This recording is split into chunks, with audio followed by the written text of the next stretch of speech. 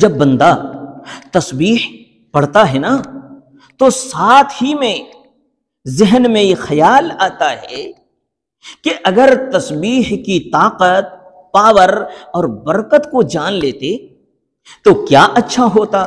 تو آئیے آج تسبیح کی خاصیت، خوبی اور تاثیر کو قرآن میں بیان کیے گئے ایک واقعے کے ذریعے سے سمجھ لیتے ہیں۔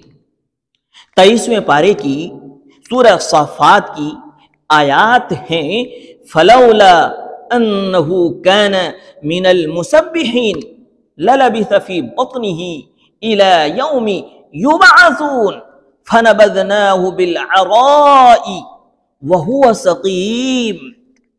ان تمام آیتوں سے پہلے حضرت یونس علیہ السلام کے واقعے کا تذکرہ چل رہا ہے کہ جب حضرت یونس علیہ السلام بستی نینوا کے لوگوں کو چھوڑ کر روانہ ہو گئے، چلتے چلتے پھر ایک کشتی پہ سوار ہوئے، وہ کشتی ڈگمگانے لگی، ڈوبنے لگی، تو لوگوں کو بچانے کی خاطر سے اپنے آپ ہی کو سمندر میں ڈال دیا۔ ادھر مچھلی نے آپ کی پوری ذات کو، پورے سراپا کو صاف نگل لیا۔ پھر وہ مچھلی آپ کو لے کر سمندر کی تہ میں چلی گئی۔ وہاں پہنچ کر حضرت یونس علیہ السلام کی حالت مچھلی کے پیٹ میں کیسی تھی، سورہ قلم میں اس کا نقشہ یوں کھینچا گیا ہے، وَهُوَ مَكْظُومٌ، وہ مچھلی کے پیٹ میں غم میں گھٹ رہے تھے کہ کون سی قید میں آ گئے، یہاں انسان کی پہنچ نہیں، نکلنے کا کوئی راستہ نہیں، بچنا ممکن نہیں۔ اور پھر غضب یہ کہ تین اندھیرے، رات کا اندھیرا، سمندر کی تہ کا اندھیرا، مچھلی کے پیٹ کا اندھیرا، ان تمام اندھیروں میں، ان تمام مشکلوں میں، غم کی حالت میں، گھٹن کی حالت میں آپ نے تسبیح بیان کرنا شروع کر دی، تسبیح پڑھنے کا آغاز فرما دیا۔ وہ تسبیح یہ تھی، لا الہ الا انت سبحانک انی کنت من الظالمین۔ اے اللہ، تیرے سوا کوئی معبود نہیں، میں تیری تسبیح بیان کرتا ہوں، تیری پاکی بیان کرتا ہوں، بے شک میں ہی ظلم کرنے والوں میں ہوں۔ اس تسبیح کی تاثیر، خاصیت اور خوبی اتنی زبردست تھی، اتنی زوردار تھی کہ اللہ تعالی نے اس کی برکت سے حضرت یونس علیہ السلام کی دعائیں قبول فرما لی۔ وَنَجَّيْنَاهُ مِنَ الْغَمِّ، اور ہم نے ان کو غم سے نجات عطا فرما دیا۔ اب شروع میں پڑھی گئی آیت کے ترجمے کو بھی ملا لیجیے۔ اللہ تعالی ارشاد فرماتا ہے، فَلَوْلَا أَنَّهُ كَانَ مِنَ الْمُسَبِّحِينَ، اگر اس وقت میں حضرت یونس علیہ السلام تسبیح پڑھنے والوں میں سے نہ ہوتے، تسبیح نہ پڑھتے، اس کا انجام یہ ہوتا کہ وہ قیامت تک مچھلی کے پیٹ ہی میں رہتے، اس سے نکلنا میسر نہ ہوتا، اسے اس غم سے نجات نہ ملتی، اس سے چھٹکارا نہ ملتا۔ لیکن چونکہ حضرت یونس علیہ السلام نے تسبیح پڑھی ہے، اس کی طاقت، اس کا وزن، اس کی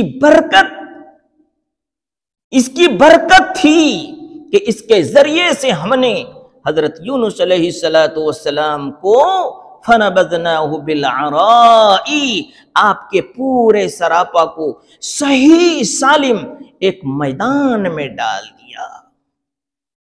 وَهُوَ سَقِيمٌ، اور وہ اس حالت میں مزمحل تھے۔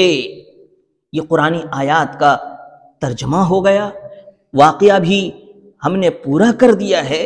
اس واقعے سے 4 باتیں صاف طور پر نکل کر سامنے آتی ہیں کہ تسبیح پڑھنے سے دعائیں قبول ہوتی ہے، تسبیح پڑھنے سے غم سے نجات ملتی ہے، تسبیح پڑھنے سے مصیبتوں سے انسان صاف نکل آتا ہے، تسبیح پڑھنے سے بندہ اللہ کا نزدیک ہوتا ہے، اللہ کا قرب حاصل کر لیتا ہے۔